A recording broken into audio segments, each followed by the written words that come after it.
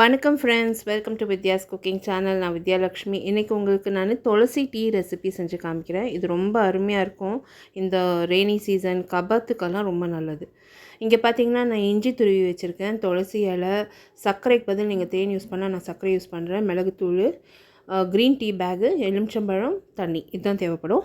இங்கே ஒரு பாத்திரத்தில் தண்ணி சேர்த்து மிதமான தீயில் கொதிக்க வைக்க போகிறேன். இதில் இஞ்சி, மிளகுத்தூள், சர்க்கரைக்கு பதில் நீங்கள் தேன் சேர்த்துக்கலாம். க்ரீன் டீ பேக்கும் சேர்த்து நல்லா கொதிக்க வச்சுட்டேன். அந்த டீ நல்லா இறங்கினதும் இதில் நான் துளசி இலை சேர்த்துக்கிறேன், காம்போடு சேர்த்துக்கிறேன்.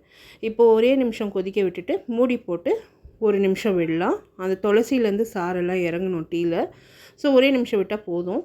நல்லா சூடாக இது குடித்தோம்னா இதமாக இருக்கும். கோல்டு, காஃபு எல்லாம் ரிலீஃப் ஆகும், நல்லாயிருக்கும். இது நீங்கள் ட்ரை பண்ணுங்கள். அதர்வைஸ் கூட நீங்கள் சாப்பிட்லாம், டைஜஷனுக்கெல்லாம் நல்லது. நான் இதில் கொஞ்சமாக எலுமிச்சம்பழம் சாறு சேர்த்து இப்போ வடிகட்டி நான் சர்வ் பண்ண போகிறேன். ஜஸ்ட் கொஞ்சமாக துளசி இலை மேலே தூவி நீங்கள் சர்வ் பண்ணிங்கன்னா ரொம்ப சூப்பராக இருக்கும்.